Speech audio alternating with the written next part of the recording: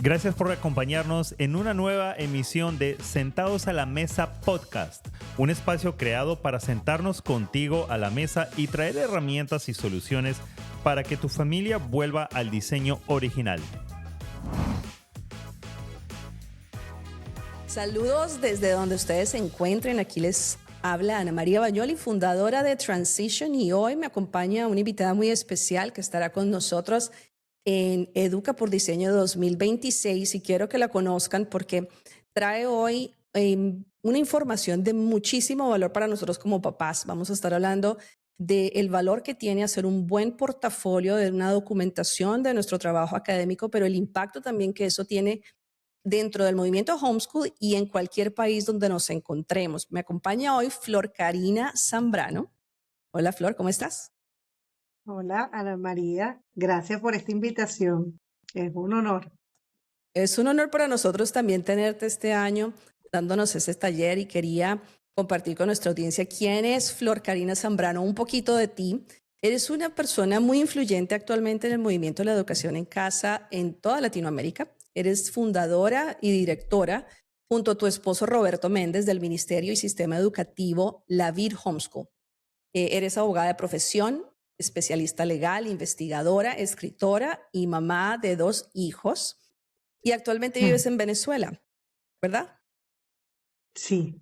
Entonces, Flor, como abogada con experiencia internacional, quiero hacerte esta pregunta porque a menudo te escuchamos mucho decir que el derecho de los padres a educar en casa es prepolítico. ¿Cómo pueden las familias latinoamericanas defender con seguridad su decisión frente a las autoridades escolares cuando la legislación local parece gris o inexistente? Bien.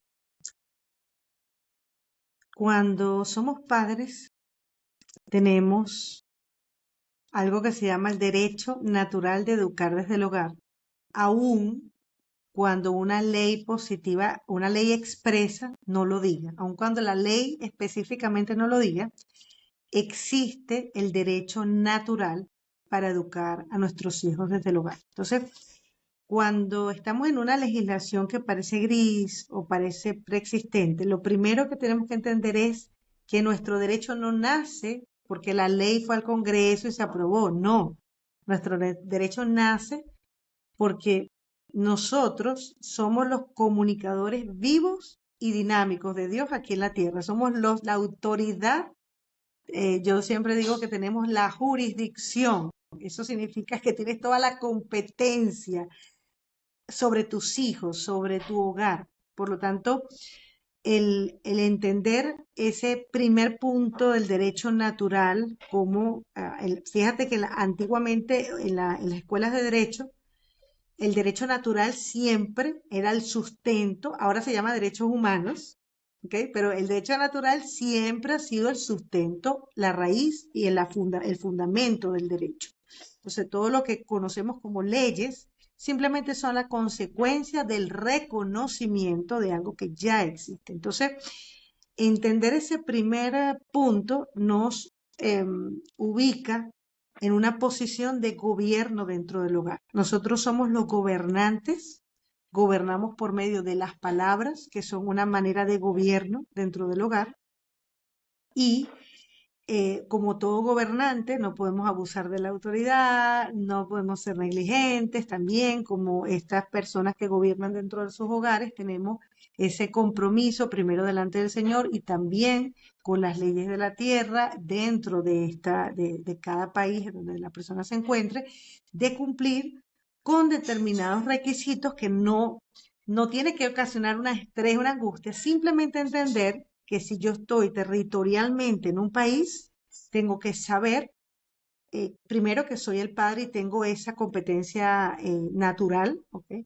Y segundo, que hay algunas normas que están dictadas en estos países y que todos los niños lo tienen que cumplir, como por ejemplo deportes o por ejemplo, no solo las curriculares básicas, sino otras materias que están obligatorias y que yo tengo que asegurarme de que mi hijo esté cumpliendo con eso. Simplemente es algo para aligerar de repente esa carga que tiene el padre es algo que si lo miramos desde un punto de vista de mantener las cosas a lo simple, pero cumplirlas, vamos a ser muy efectivos en el trabajo.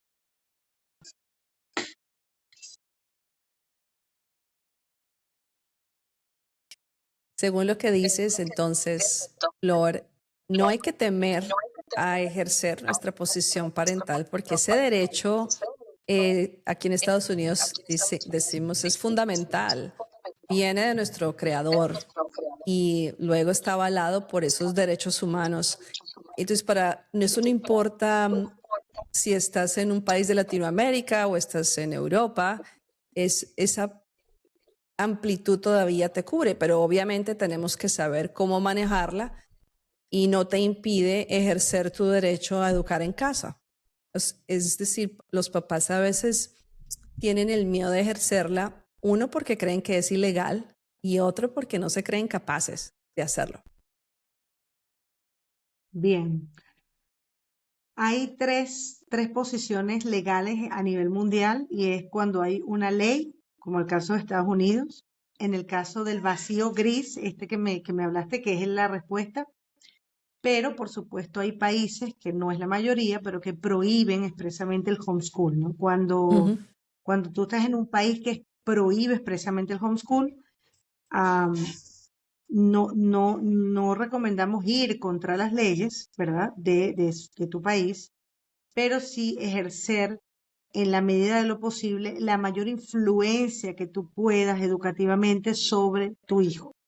Y no temer, por supuesto, porque no estás haciendo nada ilegal, a menos que estés en un país prohibido, ¿no? Pero salvando esa excepción, no estás haciendo algo ilegal, pero sí tienes que hacerlo de manera correcta, es decir, hacer los pasos que tienes que dar para que puedas hacerlo atinado y ser efectivo no solo en la educación, sino también en lo que está dentro de la educación, pero que es la transformación de ese niño dentro del hogar. O sea, cuáles son los valores que quieres tú reflejar cuando ese hijo crezca, cuál es el legado que estás dejando. Entonces, como los abogados solo apoyan, pero así como lo estábamos hablando antes de esto, el papel protagónico lo tiene el padre, quien tiene todo el derecho de natural de ejercer autoridad, de educar y de transmitir los valores y principios que tienen en su hogar a sus hijos. Y dentro de esas cosas que el padre debe hacer con inteligencia, con preparación, es el portafolio, el cual tú defiendes mucho y eres apasionada de que los padres aprendamos a crear un portafolio, no solamente como una herramienta pedagógica, sino también como una pieza importante en la defensa legal.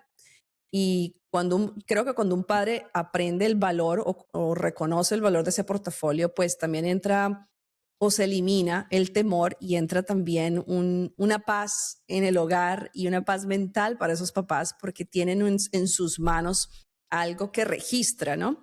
Su progreso y la educación que están desarrollando en casa. Hablemos un poco de ese portafolio, que sé que ese es el tema principal en Educa por Diseño, pero quiero que los padres sepan un poquito cuáles son esos 3 elementos innegociables que debe tener un portafolio para que sea como un escudo sólido ante cualquier inspección o validación académica.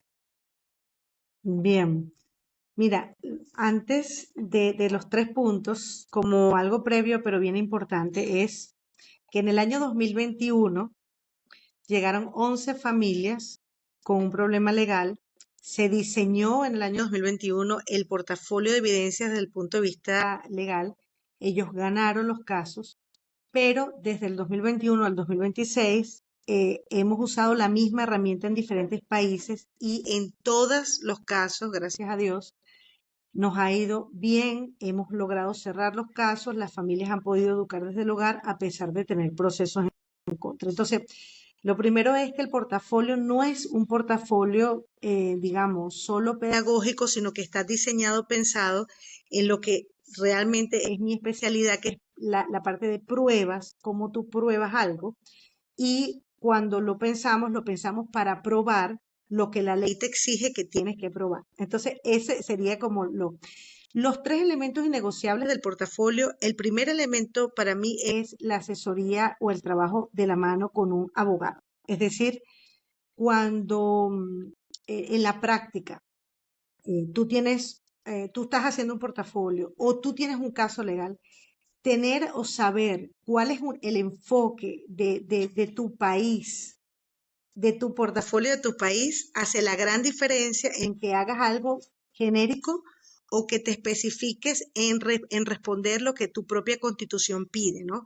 Por ejemplo, acá la educación medioambiental es obligatoria. Entonces, dentro del portafolio, la educación ambiental entonces, esa asesoría o ese acompañamiento es clave, ¿no? El segundo punto es el currículo.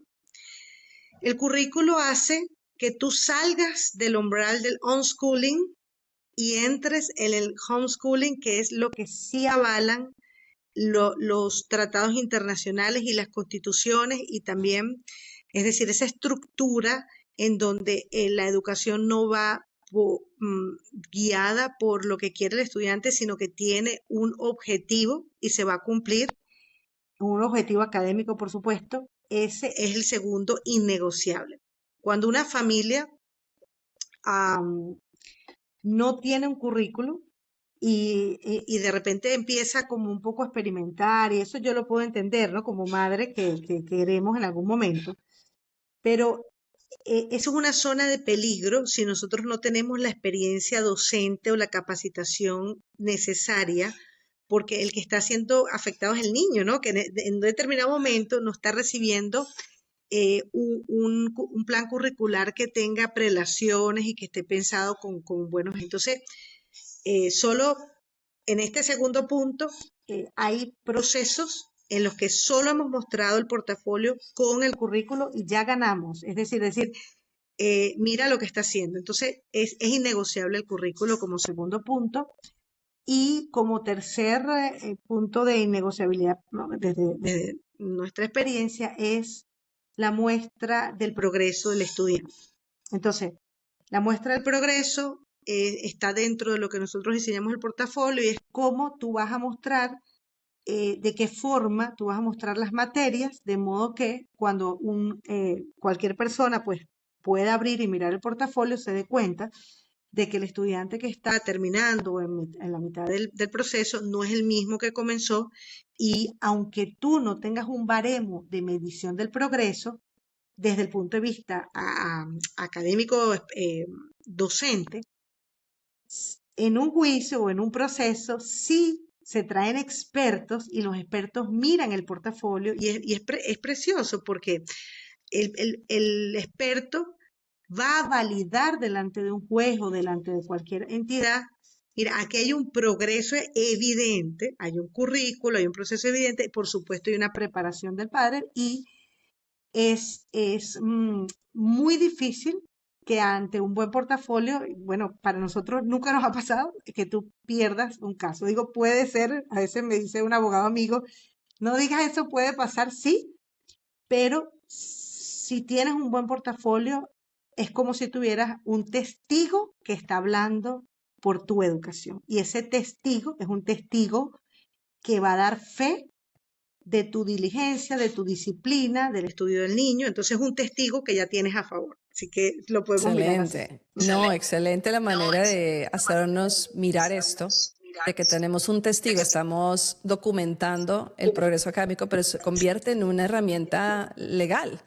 Eso creo que le trae mucha paz a los padres, sobre todo que están fuera de Estados Unidos y que están como en la incertidumbre y en el temor de comenzar su proceso de educar en casa porque no tienen un conocimiento de la ley y no tienen un conocimiento de estas herramientas que tú nos vas a enseñar en Educa por Diseño 2026. Aprovecho para invitarlos a todos a que se registren. Esta conferencia va a ser online en español el 10 y 11 de abril.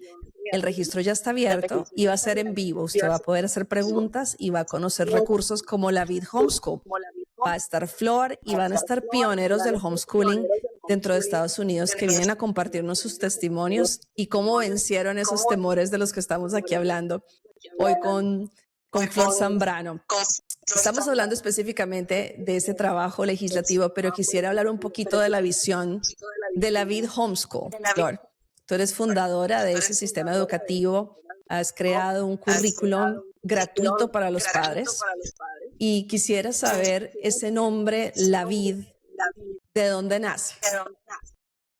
Gracias. Mira, ¿sabes? Cuando nosotros comenzamos como padres a educar desde el hogar, cuando eh, ah, que- ya tomamos esa decisión después de orar y muchos años, ¿ok? Por esto, em, lo que miramos era que la familia tiene una preeminencia bíblicamente hablando. O sea, la familia es un centro de, como decía, de gobierno, pero es un centro también donde los niños y los padres son bendecidos por la relación familiar, por la socialización que sí hay dentro del hogar y que, bueno, vamos a hablar de esto del portafolio y la socialización, pero de todos estos elementos que están allí. Hay un salmo que es el 128, ¿no? Que toca el punto específicamente de quiénes son los bienaventurados, quiénes son los felices, quiénes son las personas que están alegres, gozosos.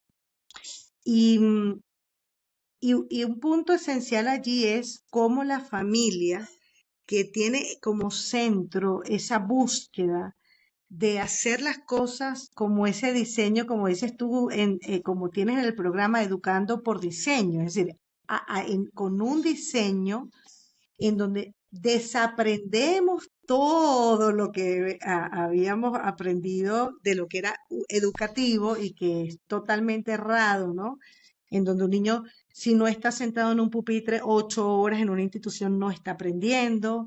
Si un niño, digamos, no cumple con determinado cosa puntual, no está aprendiendo. Entonces, todos esos paradigmas comenzamos a romper personalmente en el hogar. Yo como yo trabajé muchos años en la docencia, en la docencia de derecho, pues en una universidad como docente del derecho, romper eso, esa estructura y mirar que hay una gran bendición cuando tú estás leyendo con tus hijos en un sofá, cuando tú puedes tener un estudio de las matemáticas de manera práctica, cuando tú puedes salir y estudiar matemáticas, multiplicación desde cualquier punto de vista, cuando tú, o sea, hay un aprendizaje vivo, es vivo, ¿verdad? Y Sí. hay una alegría como lo dice el Salmo 128. Entonces la vid nace desde esta visión y desde la perspectiva de que nosotros como familias estamos unidos a la vid, ¿ok? Y la vid es el Señor. Entonces, nosotros simplemente al unirnos a ese diseño, como tú lo dices, a ese diseño exacto, somos bendecidos. Y todo lo demás viene por añadidura. El niño va a ser buen estudiante, las relaciones en el hogar se van a perfeccionar, vamos a aprender a ser personas que perdonan, personas que saben comunicarse mejor, porque eso lo vamos aprendiendo y no separado de nuestros niños y dejándoles un gran legado a ellos. Y un punto también de inflexión, te comento, Ana María, para mí de esto, fue ver el manifiesto humanista y mirar cómo el manifiesto humanista tomó la decisión de escolarizar a los niños para separarlos de sus padres durante más de 8 horas intencionalmente y también para crear una educación humanista que fuera contraria a las escuelas bíblicas. Es cuando se creó el manifiesto humanista. Ahorita hay una actualización de ese documento original.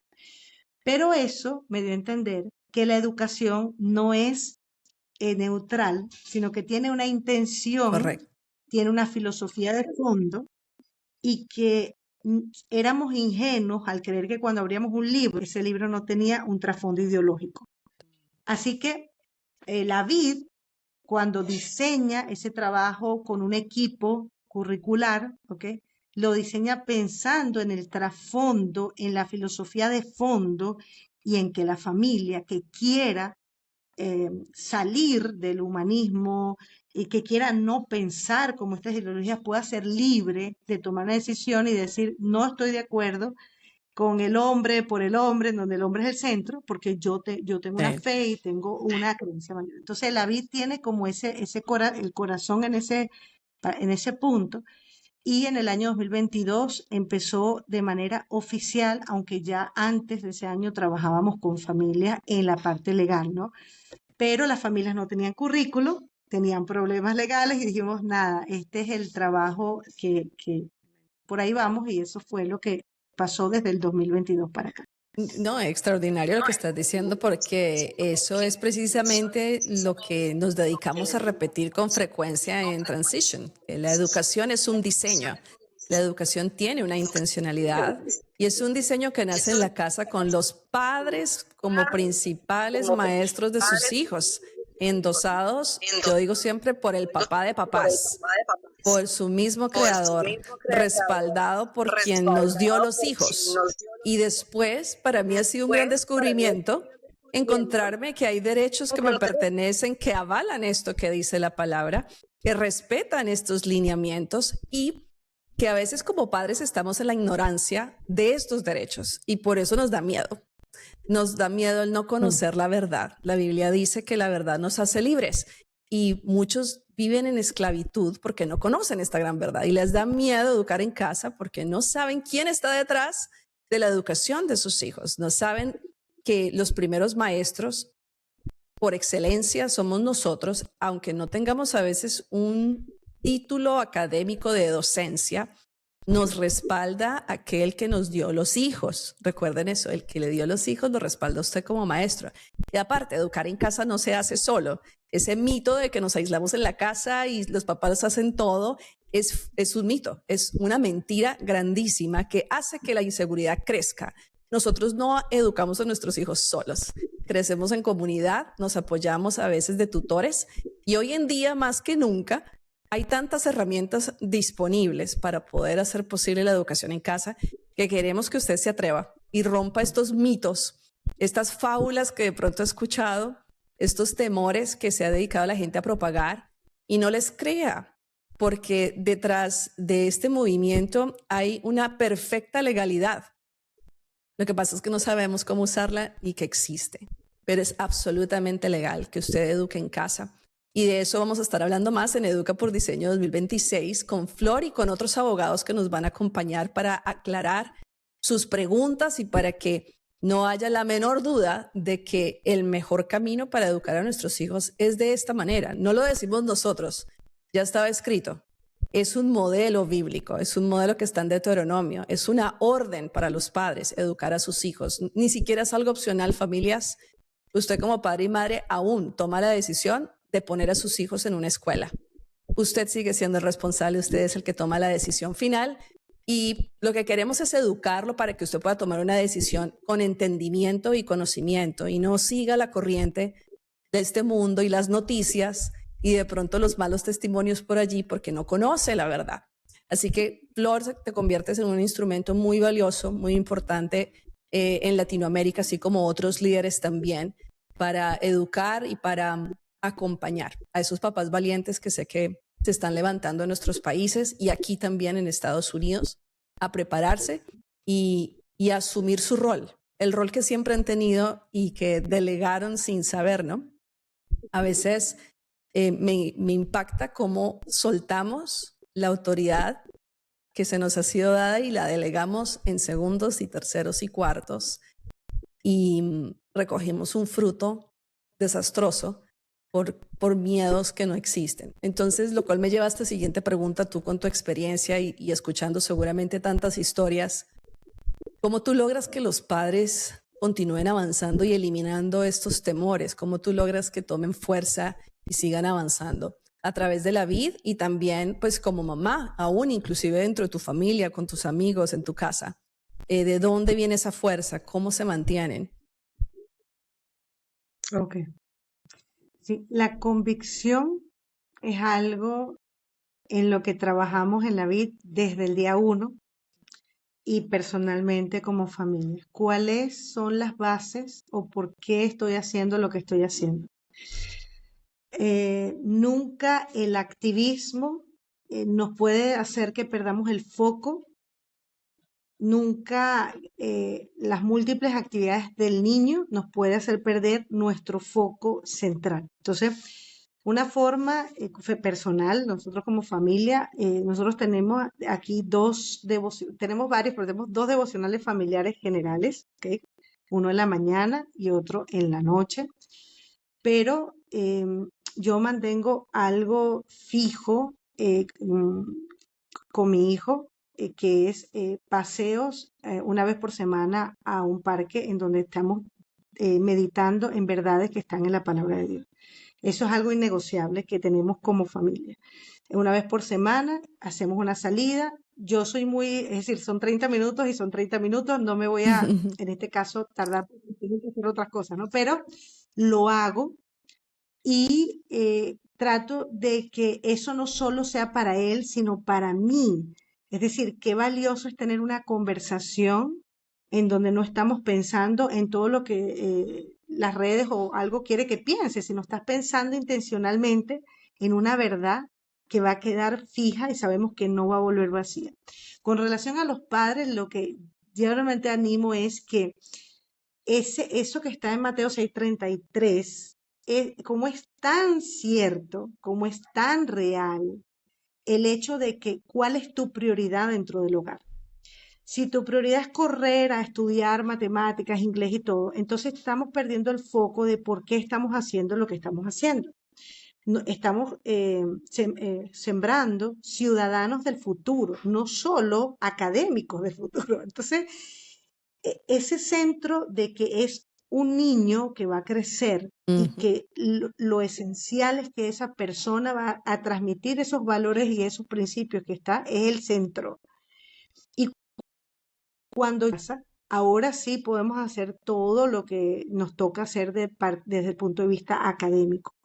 Así que teniendo la prioridad clara todos los días en un planificador o en una pequeña agenda o simplemente en una pared, teniendo cuál es mi prioridad, creo que nuestro trabajo se ajusta a los tiempos y nos hace no cansarnos por actividades que no tienen que estar en el día y de mantenernos en lo central, enfocado en lo simple, pero en lo efectivo. Así que ese sería por lo menos nuestra experiencia y en lo que la vid se enfoca. Mantente enfocado en tu prioridad y todo lo demás hazlo, pero no dejando el centro por a múltiples actividades ni por otra cosa, sino simplemente la unión familiar con el centro que sea el Señor, de una manera práctica, de una manera vivida. O sea, aquí perdonamos, aquí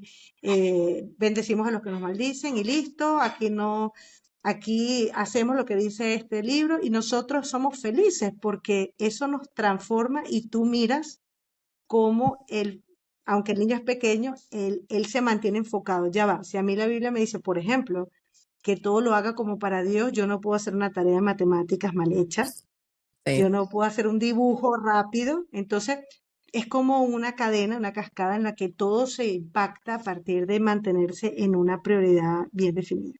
Es tan importante eso porque estás hablando de una educación integral y que estamos formando para la vida esos ciudadanos que van a administrar la tierra en donde estamos viviendo. Esa es la importancia del trabajo que estamos haciendo en casa.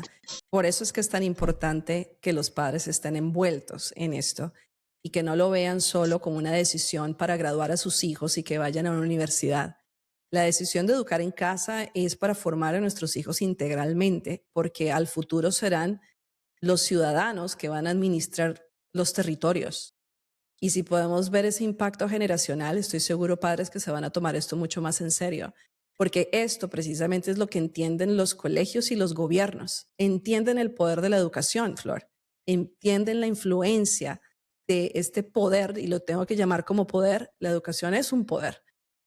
¿Qué vamos a hacer nosotros como papás en esta generación, en este momento en donde nos ha tocado educar a nuestros hijos? ¿Prepararlos para la vida o simplemente graduarlos para que sean profesionales?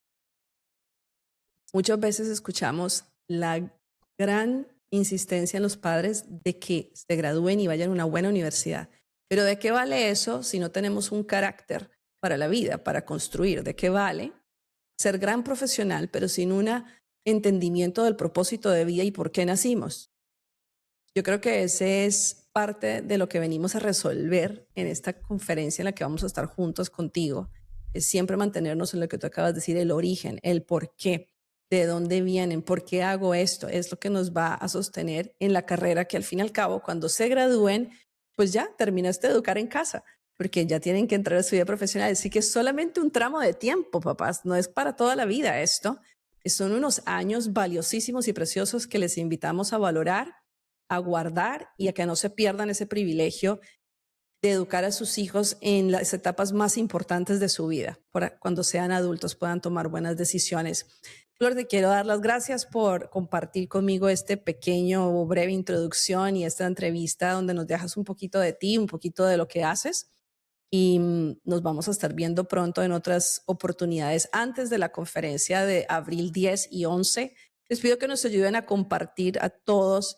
Si usted es un papá, si usted es un líder, esta conferencia es para toda persona de habla hispana que ama el tema de la educación, cualquiera que sea su ángulo, pero aquí va a aprender usted más sobre educación en casa y cómo esto conecta también con una cosmovisión que no es humanista, sino que viene de nuestro creador. Queremos que usted conozca realmente el fondo de lo que es el diseño educativo para nuestros hijos, invitarlo a que nade con nosotros en estas aguas, que sea creativo, que no se ponga topes. No estamos haciéndolo solos, recuerde, es un mar de papás nadando en estas aguas a nivel global. La invitación es a que usted se zambulla con nosotros en estas aguas y sea parte de lo que Dios está haciendo a nivel internacional. Y bueno, quedamos pendientes de una próxima oportunidad con Flor y con otros conferencistas que van a estar con nosotros en esta ocasión. Gracias, Flor, nuevamente. Gracias, Ana María, por esta invitación y nos vemos en la conferencia. Me encantan los ponentes, así que les animo a entrar en la página de Transition Educación, conferencia 2026. Está excelente ver cómo, por ejemplo, pioneros lucharon en sus países, nos anima y nos impulsa en los países en los que todavía no tenemos leyes expresas, pero que sí tendremos con el favor de Dios. Amén. Muchas gracias, Flor. Que estés muy bien.